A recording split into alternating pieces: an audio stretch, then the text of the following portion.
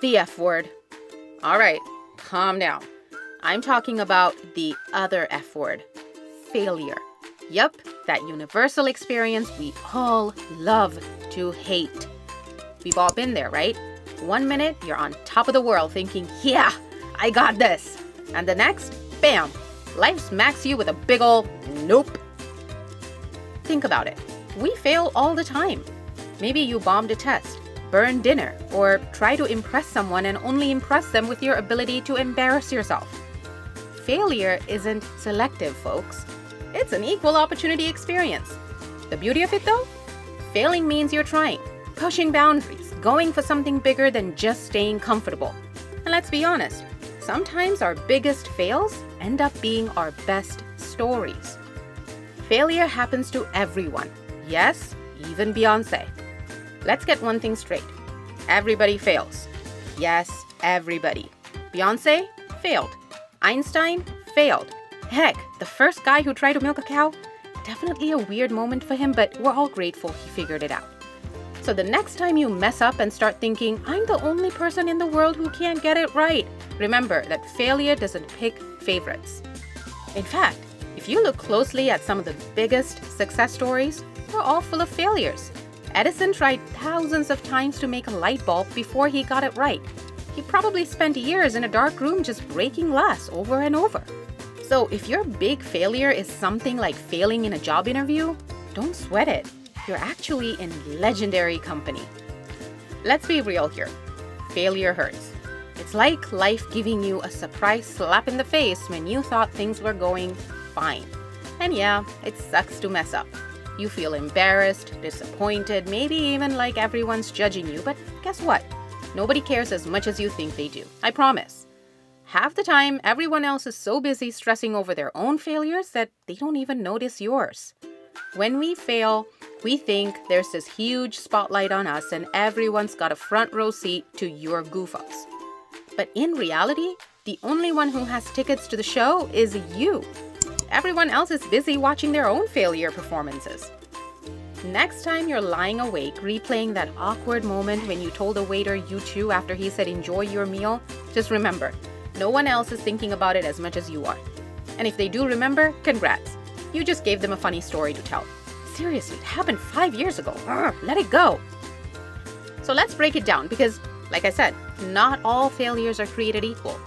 I like to think there are 3 kinds of failures. Number 1, the oops, that was dumb fail. This is the silly stuff like burning your dinner because you forgot to set a timer or wearing your pants inside out to work because you got dressed in the dark. These are the kinds of fails we laugh about later, like, hey, remember when I set my toast on fire and we had to evacuate the house? If you're experiencing these kinds of fails, good news. They're basically life's comic relief. Number 2, the I gave it my all, but nope fail. This is a tough one. You studied hard for a test, but you still failed. Or you trained for months only to lose a big game. These fails sting because we tried, we cared, and we really wanted to succeed. But life had other plans. These types of fails are painful, but they teach us resilience. Plus, when you look back, they're often the ones that end up shaping you the most. Number 3, the what was I thinking fail. You know the type. The fails that make you question every single choice that led you to that moment. Like, why did I think dyeing my hair neon green at 3 a.m. was a solid life choice? These are fails we cringe at so hard, we want to curl up and hide. But hey, they're also the ones that teach us the biggest lessons. Like, maybe, just maybe, we should take 5 seconds to think things through next time. Or at the very least, avoid major life decisions under the influence of YouTube tutorials and caffeine at ungodly hours. Okay, great. So failure is common to everybody. We all do it. But how do we really overcome failure? That is the good stuff. It's easy to say, learn from it. But what the heck does that even mean? Step number 1, let yourself feel it, my friend. First of all, if you fail, don't just sweep it under the rug. Acknowledge it and let yourself feel the frustration and disappointment. It's okay to be mad, sad, or feel a little sorry for yourself. Give yourself a minute to sulk. Throw yourself a tiny private pity party if you need to. Just keep it brief, like one sad song and some chocolate, then call it a night. Step 2. Find the lesson. Once you've had your sulk, ask yourself, all right, what can I actually learn from here? This doesn't mean dissecting every detail like you're analyzing a crime scene, but think back. Is there something you can take away? Maybe it's realizing you need to prepare more, or maybe it's that you shouldn't try to freestyle your way through everything. Find one thing to work on and let that be your takeaway. Step number 3, laugh about it. Look, at the end of the day, most failures make fantastic stories. One day you'll be telling your friends, remember that time I spilled coffee all over myself right before a job interview? Classic me. If you can laugh at yourself, you'll be way more resilient. Failures are a lot easier to deal with when you're not taking them so seriously. Step number 4, try again or try something new. Once you're ready, go out there and give it another shot or try a different approach. Failure doesn't mean you should give up. It just means you need to adjust. And hey, if one door closes, maybe it's time to kick down a different door. Or, politely knock on a few new ones. Here's the big secret that nobody tells you. Failure is actually a superpower. I know, it doesn't feel like it when you're in the middle of a flop. But think about it. Failing and getting back up is what makes you resilient, adaptable, and honestly, pretty darn brave. If you've never failed, you're probably playing it way too safe. Like if you're only doing things you know you'll succeed at, you're not stretching yourself, not growing, and definitely not learning anything new. But plus, think about how boring your autobiography would be if it was just a series of easy wins.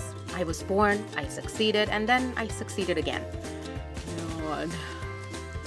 When you fail, you're adding depth, character, and spice to your life. It makes you a person who's been through things, who's learned lessons, and who has some hilarious stories to tell at parties. Embrace failure like it's your awkward best friend who shows up unannounced. A little annoying, but they're just here to keep things real. If you're still not convinced, let's look at some big names who really messed up before they made it. Michael Jordan, cut from his high school basketball team. Oprah, told she was unfit for TV. Walt Disney got fired for lacking imagination. Yes, really. These people had to fail and fail hard because they succeeded. So if you're experiencing a bit of a rough patch, just remember, you might be on your way to something amazing. Or at the very least, you'll have a good story. Every fun journey ever was full of failures and detours. If it wasn't, would you recall it? Failure isn't the end of the road. It's just a weird, bumpy detour that eventually gets you somewhere better. And it's way easier to deal with if you stop taking it so seriously. The next time you fail, try not to get stuck in the I'm doomed mindset. Instead, have a laugh, learn what you can, and move on. You're going to fail again, spoiler alert. But each time, you're going to get a little stronger, a little wiser, and a lot more interesting. And hey, if all else fails, just blame it on character development. Thanks for watching. Hit that subscribe button for more tips on how to handle life's curveballs. And remember, if you're not failing, you're probably not trying anything fun enough. As always, spread loving kindness to all beings around you and be the change you want to see in the world. See you next time.